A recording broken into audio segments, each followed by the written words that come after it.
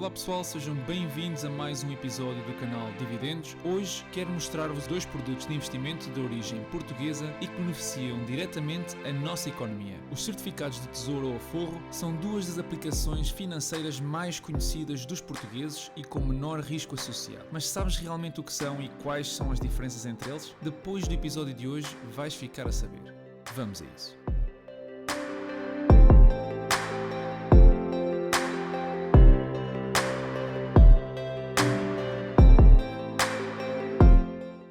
Quer os certificados de tesouro, quer os certificados de aforro, são ambos títulos da dívida pública portuguesa. Isto significa que sempre, ou quase sempre, que o Estado português necessita de dinheiro, ordena a emissão através do IGCP deste tipo de produtos. O IGCP é a instituição que gera dívida pública e as suas siglas representam o Instituto de Gestão da Tesouraria e do Crédito Público. Esta instituição, a pedido do Estado, vai emitindo os tais certificados que estão disponíveis a qualquer cidadão ou cidadã portugueses. Antes de passarmos à parte mais técnica, é importante referir como é que o Estado português tem vindo a usar este mecanismo de financiamento e, como podemos ver, nos últimos anos tem sido uma vergonha. Aumentar cada vez mais os certificados do Tesouro, embora o aumento dos certificados de aforro não tenha sido tão significativo. Além disso, podemos ver também que o somatório dos certificados emitidos ocupavam, a dezembro de 2020, quase 30 mil milhões de euros. É importante salientar isto porque os produtos que hoje vamos ver são empréstimos que fazemos ao Estado e, como tal, são considerados de risco muito baixo. Na eventualidade do Estado declarar bancarrota, o que digamos é extremamente improvável com a ajuda do Banco Central Europeu, é que não conseguirá cumprir o pagamento destes certificados. Bom, olhemos então para os certificados de aforro. Atualmente só podes subscrever a série E, podes subscrever em qualquer balcão do CTT ou através da página seguinte. O valor mínimo de subscrição é de 100 euros e o valor máximo que podes aplicar são 250 mil euros. O período de permanência mínimo é de 3 meses e o máximo de 10 anos. Isto significa que depois da subscrição não podes mover o capital durante os primeiros 3 meses. Os juros sobre este capital aplicam trimestralmente, tornando este um produto de juros compostos. A taxa de juros é calculada mensalmente e depende da Euribor a 3 meses. A fórmula desse cálculo é a média da Euribor nos últimos 10 dias úteis mais 1%.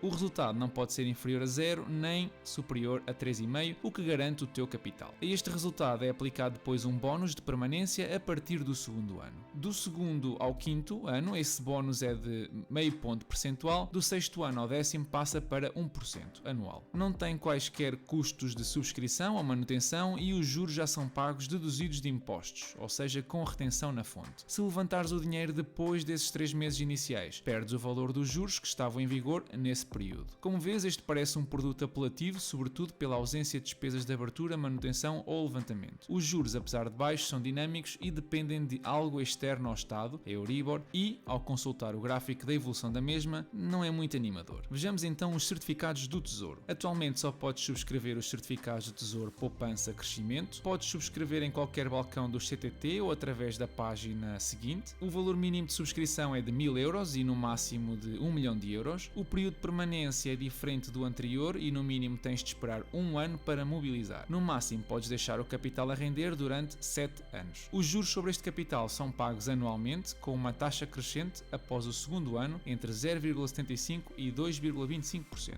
A partir desse segundo ano existe um bónus de permanência de até 40% do crescimento médio do PIB e não superior a 1,2%. Em 2020, por exemplo, esse bónus seria de 0. Mas a fazer justiça às previsões do Banco de Portugal e assumindo que investias hoje, em 2023 poderias beneficiar de um bónus de 0,96% somado ao já 1,05% da taxa fixa, o que faria com que chegavas aos 2%. Nestes certificados, estes juros não capitalizam, ou seja, são pagos numa conta à ordem à parte. Igual ao aforro, este certificado também não tem quaisquer custos de subscrição, manutenção ou levantamento. Como podes ver, apesar de serem produtos parecidos, têm algumas diferenças e se te estás a perguntar qual é o mais rentável, é difícil responder acertadamente.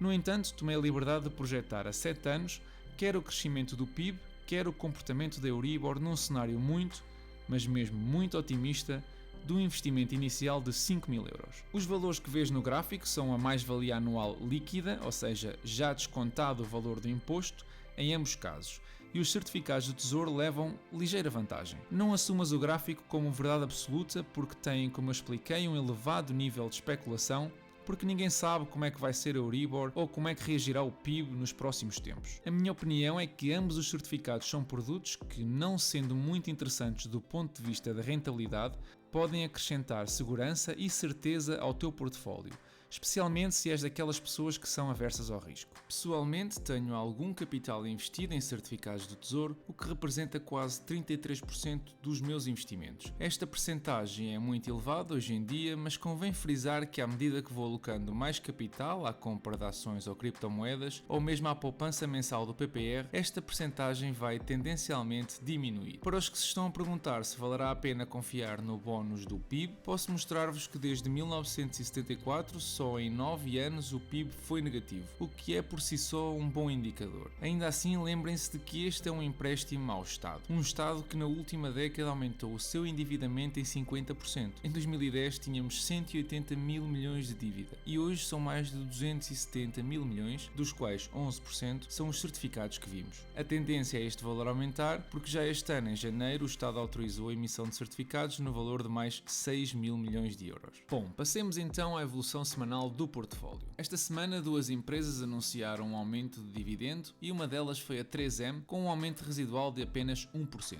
Este aumento é uma desilusão, tendo em conta que a empresa apresenta um crescimento histórico do mesmo na casa dos 7%.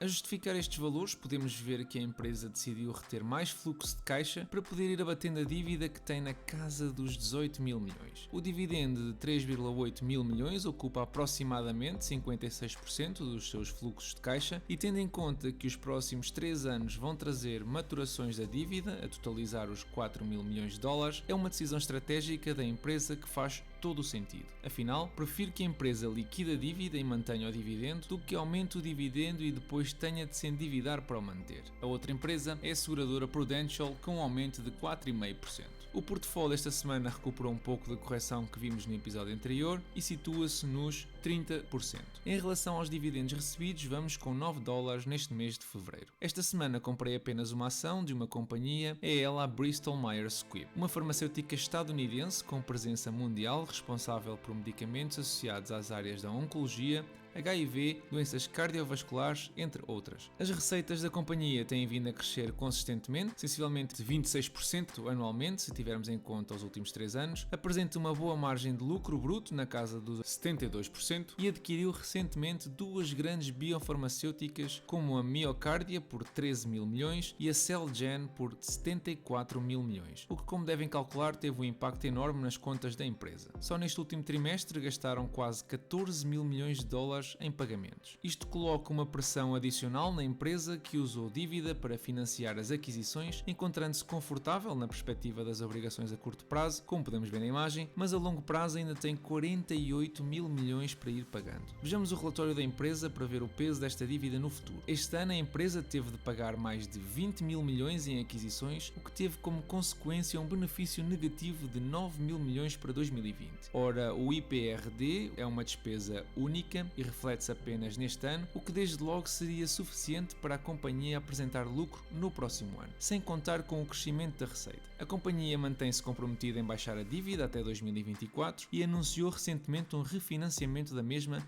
em 4 mil milhões, bem como uma recompra das suas próprias ações durante o ano de 2021. Isto ajuda-me, de certa forma, a digerir o facto que a companhia tem aumentado o número de ações nos últimos anos, diluindo assim os acionistas. A Bristol projeta então benefícios por ação para este ano entre os 7,35 aos 7 dólares e meio. A projeção dos analistas vai a esse encontro e estimam para o ano 2023 8 dólares e 46 centos. Este número multiplicado pela média histórica do preço-benefício da companhia de 14 vezes indica um valor a futuro de 118 dólares. Isto representa uma valorização anualizada de quase 32%. A juntar um dividendo de 3,16% torna-se num investimento muito apelativo. Relativamente ao dividendo, tudo indica que está salvaguardado por um payout de apenas 30% e um crescimento de quase 9% nos últimos anos. Outro dos pontos a favor é que a empresa tem uma forte presença fora dos Estados Unidos, o que esbate o impacto cambial que a inflação do dólar possa provocar. Parece bom demais para ser verdade, não? Bem, os mercados não são muito fãs de aquisições através de dívida, porque muitas vezes a fusão entre empresas não é pacífica e os resultados não são produtivos e a dívida continua aí para se pagar. A indústria farmacêutica também gera muitas incertezas devido ao expirar das patentes. No entanto, a Bristol Myers Squibb, com as recentes aquisições, está claramente a colocar-se numa posição de expansão e de domínio no futuro, especialmente nas áreas oncológica e cardiovascular. E bom, é tudo por hoje, espero que tenham gostado do episódio. Se assim for, deixem o vosso like, subscrevam o canal e partilhem para que o canal consiga chegar a mais pessoas. Desejo-vos a todos uma excelente semana e bons investimentos.